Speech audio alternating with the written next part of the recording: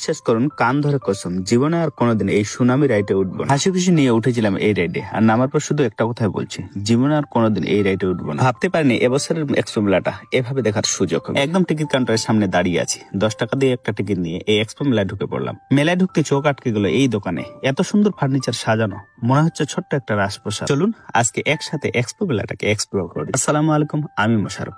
মেলার ভিতরে ঢুকে আস্তে আস্তে করে এক এক করে দোকান ঘুরে দেখছি, প্রতিটা দোকানের জন্য আলাদা চমক লুকিয়ে রয়েছে। এক এক করে দোকানগুলো যখন ঘুরে দেখছিলাম, মনে হচ্ছিল অন্য এক জগতে। ঘুরতে ঘুরতে হঠাৎ চোখে পড়লো এই দোকানটা, আর তাতে লেখা আছে বিশাল বড় করে সেল। দাম কম, ডিজাইন একদম ইউনিক, আর মনে হচ্ছে আজকে যদি কিছু না কিনি জীবনে অনেক বড় সুযোগ মিস করবো। তবে আমাকে মিস করতে হচ্ছে, কারণ এই সেকশনটা ছিল মেয়ে। এক এক করে দোকান ঘুরতে ঘুরতে এসে দাঁড়ালাম এই কাপড়ের দোকানে। এত সুন্দর সুন্দর ডিজাইন সাজানো আছে, দেখে মনে হচ্ছে যেন আর্ট গ্যালারিতে চলে এসেছি, তাই না? তারপর ঘুরতে ঘুরতে হঠাৎ এমন এক জায়গায় এসে পড়লাম যেখানে থেমে না থাকা অসম্ভব। খাবারের দোকান। খাবারগুলো দেখে মনে হচ্ছে এখানে না খেলে মেলার মজা আসলে এখানে অসম্পূর্ণ থেকে যাবে।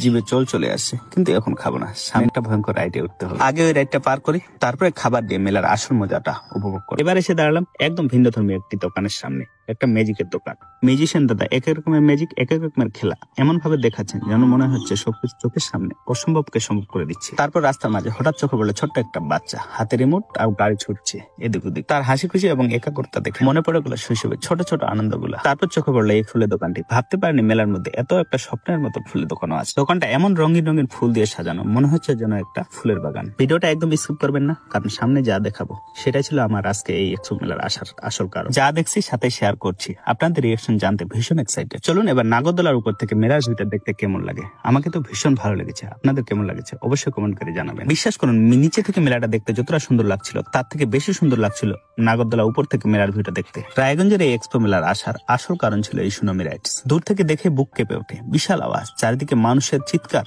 বুকে সাহস থাকলে তবে উঠতে হবে এই রাইডে। এত দোকান ঘোরার পর আমার টার্গেট ছিল একটাই, এই রাইডে উঠা। সত্যি কথা বলতে একা এই সুনামি রাইডে উঠার আমার একদম সাহস হচ্ছিল না, তাই আমি একজনকে সাথে নিলাম। কমপক্ষে একসঙ্গে চিৎকার তো করতে পারবো। এখন আমাকে ভালো করে সিট বেল্টটা বেঁধে দিচ্ছে, আর তখন কেন যেন আমার একটা অদ্ভুত টেনশন কাজ করছিল, কারণ এত শক্ত করে এই সিট বেল্টটা বাঁধছে। তখন মনে হচ্ছিল সত্যি এটা একটা ভয়ঙ্কর রাইড হতে চলে। চলুন এবার দেখেন সত্যি কি আমি সামলাতে পারবো এই সুনামির ঝড়।